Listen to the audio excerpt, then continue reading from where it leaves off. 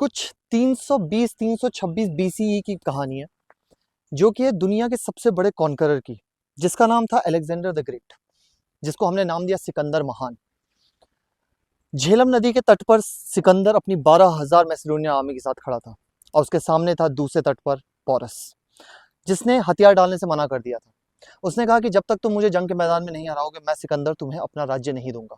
सिकंदर बहुत खुश था, लेकिन बीच में दोनों की थी झेलम नदी। पोरस को पता था कि अगर अलेक्जेंडर ने झेलम को पार कर लिया तो वो उसे हरा देगा। पोरस का प्लान भी यही था कि जिस वक्त मैसिडोनियन आर्मी झेलम को पार कर रही होगी, हम उस समय उनको मार देंगे। अलेक्जेंडर को ये बात पता थी। कुछ खबरी पोरस ने अलेक्जेंडर के कैंप में भेज दिए।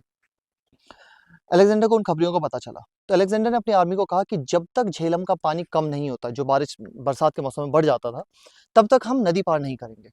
ये खबर पोरस तक पहुंचाई गई। पोरस थोड़ा राहत की सांस लिया, लेकिन उसी रात अलेक्जेंडर ने अपने 2 काबिल होनहार सोल्जर्स को बुलाया। कहा कि झेलम के पूरे तट को छान मारो, कोई तो ऐसी जगह होगी जहां से झेलम को पार किया जा सकता है। उन दोनों सोल्जर्स ने ऑलमोस्ट पूरी रात सब कुछ ढूंढा, और 18 मील दूर उन्हें एक जगह मिली, जहां पे नदी के बीच में ना एक टापू सा था। उन्होंने ये प्लान बनाया कि अगर हम अपनी आर्मी को आधा आधा करके भेजें और उस टापू तक पहुंचा दें, तो झेलम को पार करना आसान होगा। डॉन होते ही, सुबह का कुछ 4 और 5 बजे का समय, अलेक्जेंडर ने अपनी आर्मी को झेलम को पार करने के लिए कहा उस जगह से। जैसे ही सुबह तक अलेक्जेंडर झेलम को पार करके उस तट पर पहुंचा, पोरस को बात पता चल गई। पोरस ने अपने बेटे को भेजा कि तुम जाकर अलेक्जेंडर का सामना करो, बहुत छोटी सी टुकड़ी के साथ। तभी भी पोरस अपने कैंप में ही था। अलेक्जेंडर ने उसके बेटे को बहुत जल्दी हरा दिया, और उसके बेटे की मौत की खबर पोरस तक पहुंचाई गई। बेटे के मरने के गम में पोरस एकदम से तिलमिला उठा। उसने अपनी पूरी आर्मी को, पूरे हाथियों को कैंप से ऊपर 18 मील दूर के लिए रवाना कर दिया। यहाँ पर एक बहुत बड़ा गेम है, जो पोरस को पता नहीं था। जब पोरस वहां पे पहुंचा, तो उसके सामने अलेक्जेंडर खुद खड़ा था, और उसके पीछे थी सिर्फ 1/4 मैसिडोनियन आर्मी। तो बचे हुए लोग थे कहाँ? कट टू एक दिन पहले, जिस समय उस सोल्जर्स आके उन्होंने बताया कि सर एक जगह है जहां से आर्मी को पार कराया जा सकता है, तो भी अलेक्जेंडर को पता था कि पोरस को हराना फिर भी बहुत मुश्किल होगा अगर हम पार भी कर लिए तो उसने अपने जनरल्स को बुलाया। उसने कहा कि हम सिर्फ एक टुकड़ी को क्रॉस करके भिजवाएंगे, और बचे हुए सारे के सारे सैनिक कैंप में ही वेट करेंगे। ये सुनकर जनरल्स ने सबने बोला कि सर हम जाएंगे, हम जाएंगे, हम जाएंगे। लेकिन अलेक्जेंडर को एक बात पता थी कि जब तक वो खुद आगे खड़ा नहीं होगा, पोरस अपनी पूरी आर्मी को कैंप से बाहर नहीं निकालेगा।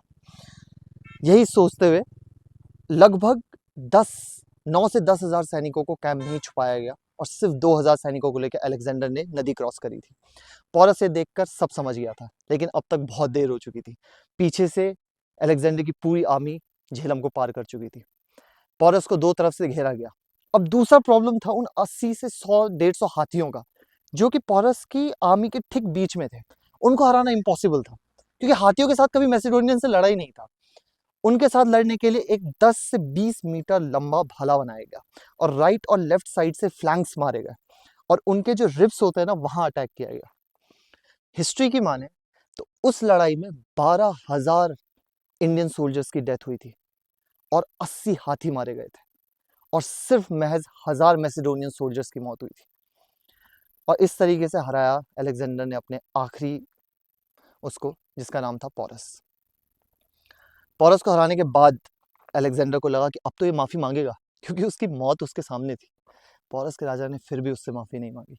उसने कहा कि I will be considered like a prisoner of war. जैसा एक राजा दूसरे राजा के साथ सुलूक करता है, तुम वही करो मेरे साथ। तुम्हें मुझे मारना है तो मुझे मार दो, लेकिन मैं तुम्हारे सामने क्यों सर झुकाऊं? अलेक्जेंडर देखकर बहुत खुश हुआ। उसने उसे उसका किंगडम वापस कर दिया, और यहां से अलेक्जेंडर बढ़ा आगे। चेनाब नदी को पार करके वो पहुंचा बीज नदी के पास, और बीज नदी के तट पर खड़ा था दुनिया का सबसे खूबसूरत आर्किटेक्चर, नॉर्थ इंडिया, उत्तर भारत, जो कि उस समय कहलाता था द नंदा एम्पायर। इतनी खूबसूरत जगह 326 बीसी में वो आर्किटेक्चर देखकर अलेक्जेंडर बहुत खुश हुआ। लेकिन उसकी आर्मी ने उसके पास गई और उसे कहा कि अब हम बहुत थक चुके हैं, बहुत सालों से पूरी दुनिया में लड़ाई करके अब हमारे अंदर हिम्मत नहीं बची है। नंदा एम्पायर को कैप्चर तो करना चाहते थे, लेकिन कहीं ना कहीं उन्हें अब घर की याद आ चुकी थी। तो उन्होंने कहा अलेक्जेंडर को समझाया कि क्या हम वापस जा सकते हैं। अलेक्जेंडर ने अपनी आर्मी की बात मानी और वहां से वापस मुड़ गया। इसलिए कहते हैं कि इंडिया से ही अलेक्जेंडर वापस मुड़ा था, नहीं तो वो पूरी दुनिया को कॉन्कर करने निकल पड़ा था। वापस जाते हुए अरेबियन सी पार कर कर वो बेबीलियन पहुंचे और बेबीलियन में अलेक्जेंडर की मौत हो गई।